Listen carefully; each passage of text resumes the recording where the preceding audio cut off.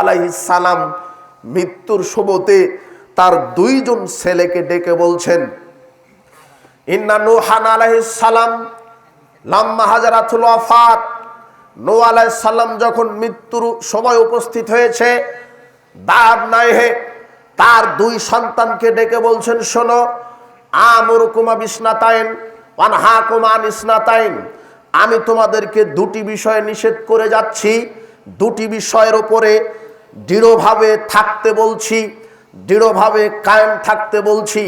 দুটি বিষয় কি? আনহাকুমা আনিশ শিরকি ওয়াল কিবরি, দুটি বিষয় তোমরা পরিহার করে চলবা।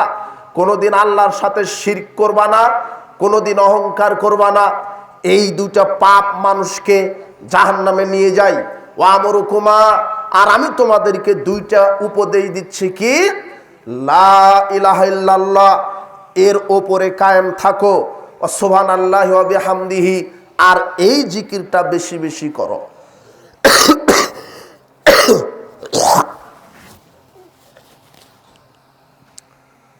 নূহ আলাইহিস সালাম তার দুই ছেলেকে বলছেন, শিরক করো না আর অহংকার করো না, দুইটা পাপ মানুষকে ধ্বংস করে। এরপর উপদেশ দিতে গিয়ে বলছেন, লা ইলাহা ইল্লাল্লাহর উপরে কায়েম থাকো, আর সুবহানাল্লাহি ওয়া বিহামদিহি, এই তাসবিহ বেশি বেশি পাঠ করো।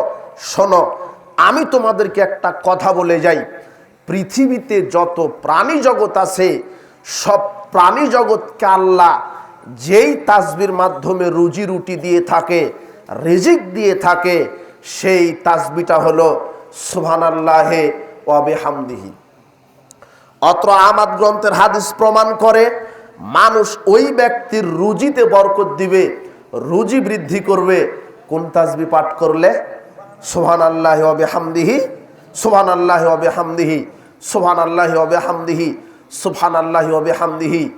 এই তাসবিহটা যে বেশি বেশি পাঠ করবে, আল্লাহ তার রুজিতে বারাকা দান করবেন। এটা বোঝাতে গিয়ে হাদিসে ইবারত করা হয়নি, আপনাকে বোঝাচ্ছি। নূহ আলাইহিস সালাম তার ছেলেকে বললেন, লা ইলাহা ইল্লাল্লাহর উপরে কায়েম থাকো। কেন?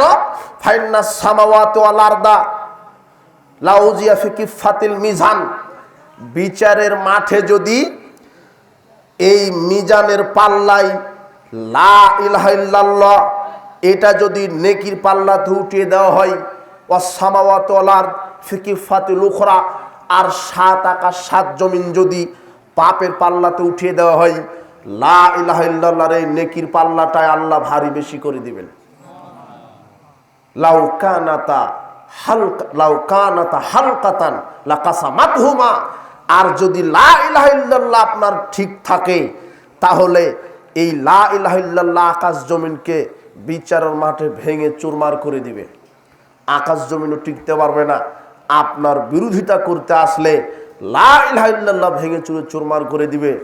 লা ইলাহা ইল্লাল্লাহ বললেন মানে আপনি বললেন লা মা'বুদা বিহাক্কিন ইল্লাল্লাহ, আল্লাহ ছাড়া কোনো মাবুদ নেই। যদি আপনি মনে করেন লা ইলাহা ইল্লাল্লাহ আল্লাহ ছাড়া কোনো মাবুদ নেই, তাহলে আপনার ভুল হয়েছে। কেন?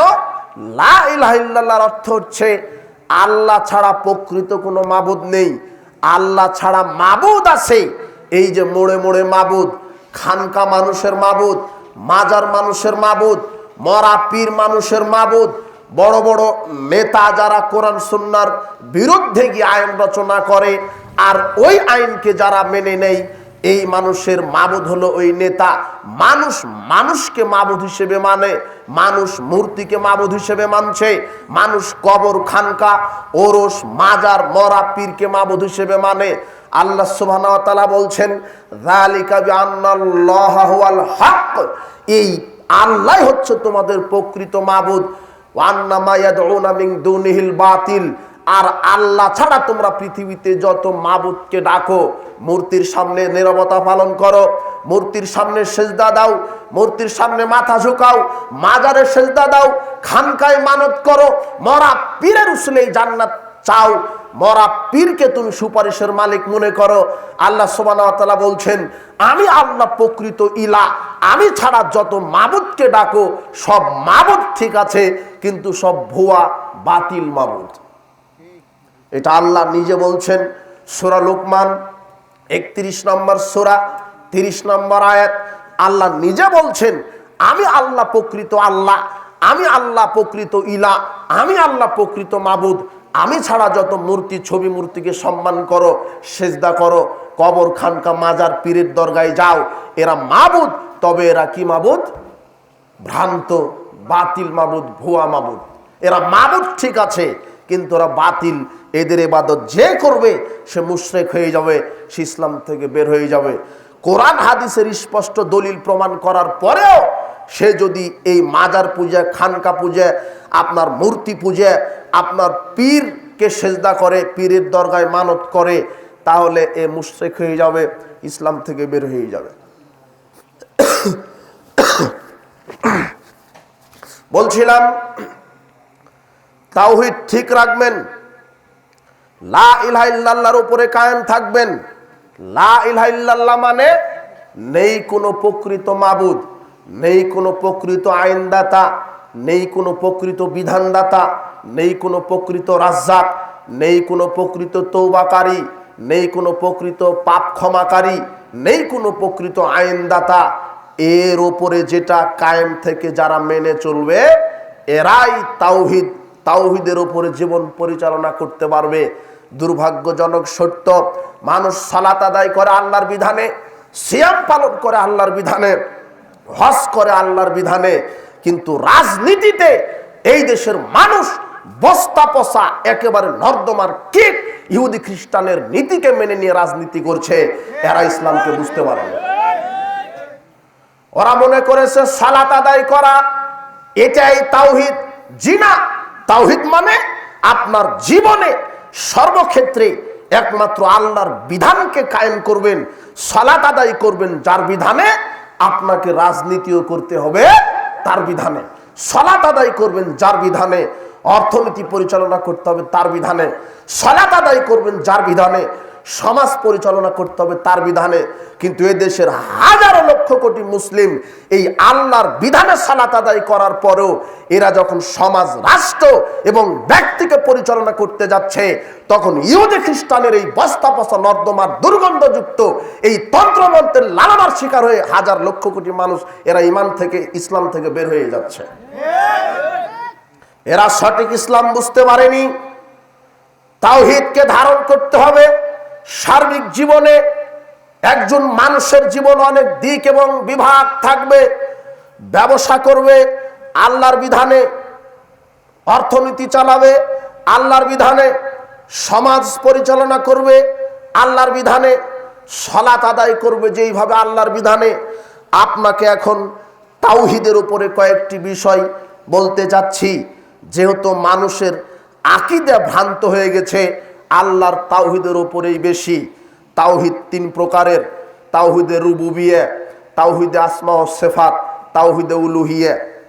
তাওহীদে রুবুবিয়্যা এর ব্যাপারে মানুষের ভ্রান্ত আকীদা কি? রব, আল্লাহকে রব হিসেবে মেনে নেওয়াই তাওহীদে রুবুবিয়্যা। রব মানে প্রতিপালনকারী, আইনদাতা, বিধানদাতা, রিজিকদাতা, ক্ষমাকারী, তৌবাকারী, জান্নাত দাতা, জাহান্নাম দাতা একমাত্র কে? আল্লাহ।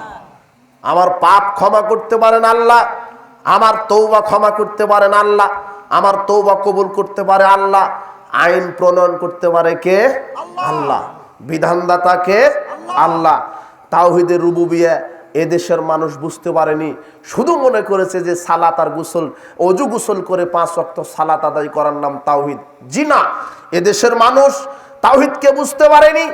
বৈষয়িক জীবন এবং ধর্মীয় জীবন দুইটাকে আলাদা করেছে। অথচ ইসলামে কোনো দ্বিমুখী জীবন নেই, একমুখী জীবন।